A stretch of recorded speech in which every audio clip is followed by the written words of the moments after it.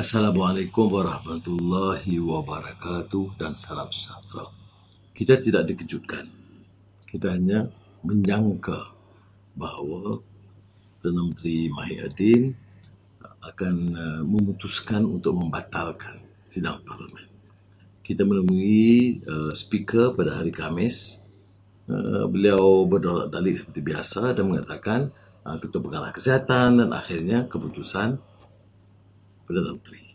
Alasannya, kes COVID meningkat. Kes ni dah 17,000 dah berhari-hari dah. Apa yang anda kejutkan? Kita ikut semua peraturan sekatan, ada masa ramai, ada masa kurangkan, semua itu diikuti. Tapi ternyata Perdana Menteri memang tidak mahu mengadakan parlimen. Ada parlimen khas itu sekadar terpaksa kerana titah Tuanku Yang di-Pertuan Agong untuk menghormati prinsip demokrasi berparlimen. Tetapi seperti kita tahu, itu pun menjadi suatu sidang khas, bahas terbatas, tidak ada pengundian dan tak sempat bijak. Hospital, doktor yang terpaksa mogok kerana tidak diberi layanan sebaiknya. Bertahun-tahun. Dan hari ini dikerah mereka untuk bekerja kuat tetapi tidak ada jaminan masa depan. Kemudian hospital sesak, penuh.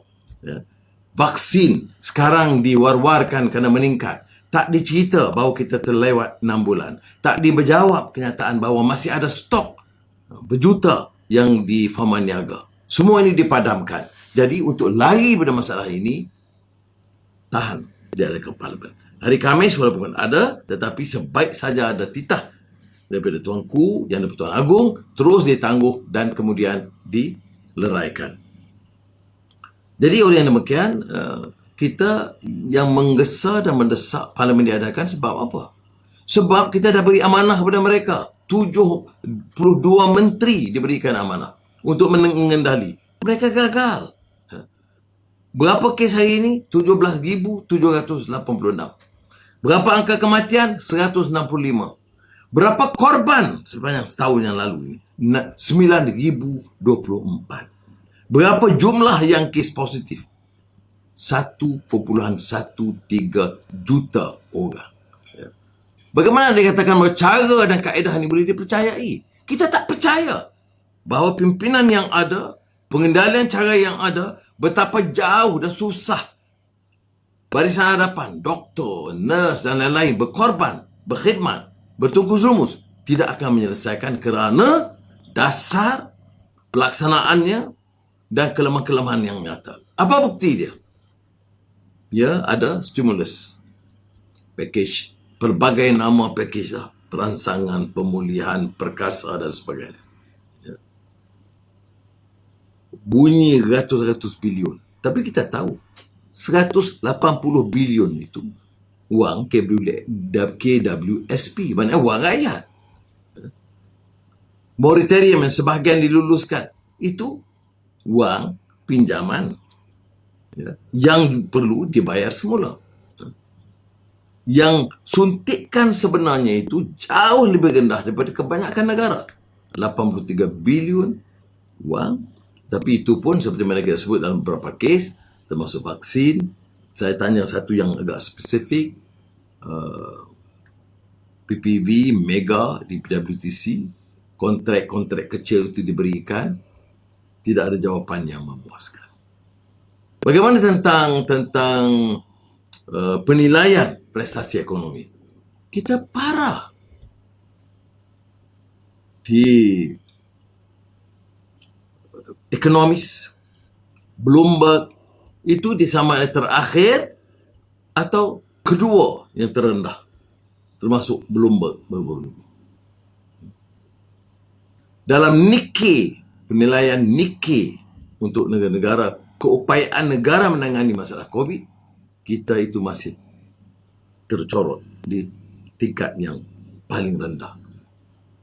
Jadi, kalau ini keupayaan yang dilakukan, dan apa kita boleh harapkan pimpinan yang ada sekarang untuk mengenali? Ini soalnya, soal rakyat. yang bunuh diri, yang mati, yang sakit, yang hospital tak dapat kendali. Wang diluluskan puluh-puluh bilion. Tetapi inilah masalah. Yang ditahu, lockdown, PKP, PKPD. Dan kita di antara yang paling keras, paling lama melaksanakan ini. Dia tak kira langsung tentang susah payah orang ini. Kita bercakaplah bagaimanapun, jahatkan, kemudian dia jawab ikut rentak dia. Ini yang menyebabkan anak-anak muda juga turut gelisah. Kerana pengangguran tinggi, pengangguran siswa azhar amat tinggi. Bukan ruang ini, saya telah jelaskan beberapa kali. Sebab itulah anak-anak muda mengambil tindakan yang berani sebagai jurubicara rakyat, conscience of the majority, menyuarakan pandangan mereka lawan kerana kerajaan sekarang gagal. Jadi ini yang kadang-kadang dipinggirkan, tidak dibangkitkan, seolah-olah kita ada kegairahan untuk berkuasa, padahal kerana gagal. Kemudian bicara soal demokrasi, tapi tak berani adakan parlimen. Adakan parlimen kalau terpaksa. Tidak ada pengundian kerana takut akan kalah. Dan bukan takut, mereka memang tahu bahawa jumlahnya itu sudah kurang. Patutnya seorang yang ada akhlak dan integriti dan kewibawaan patut undur. Sampai sekarang ini berlawan semua. Lawan dengan doktor, lawan dengan anak muda, lawan dengan yang Di-Pertuan Agong pun. Seperti mana yang saya ungkapkan semalam, ada yang mengatakan ini soal teknikal. Agong sebut langgar perlembagaan, langgar kuasa raja, mengenepikan parlimen. Apa jawapan? Ini kuasa kami, 40. Perkara 41 dalam kurungan. Bukankah ini biadab? Ini dalam negara kita, dalam pimpinan negara kita, belum pernah kita lihat penderhakaan yang seperti ini. Yang saya muskil, bagaimana mungkin menteri-menteri Melayu dan beberapa orang yang bukan Bumi Putera boleh hanya diam ataupun memilih untuk mencabar keputusan Tuanku dengan memberi kenyataan menyokong Perdana Menteri yang ada sekarang, yang hilang keabsahan, legitimasi dan jumlah, dan yang kemudian mengambil tindakan mencabar tafsiran dan keputusan yang Di-Pertuan Agong.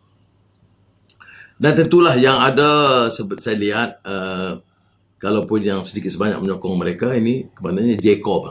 Masa inilah nak fitnah, masa ini nak timbulkan keresahan. Jadi fake news pun tersebar. Hari ini katanya Anwar mengadap yang Di-Pertuan Agong.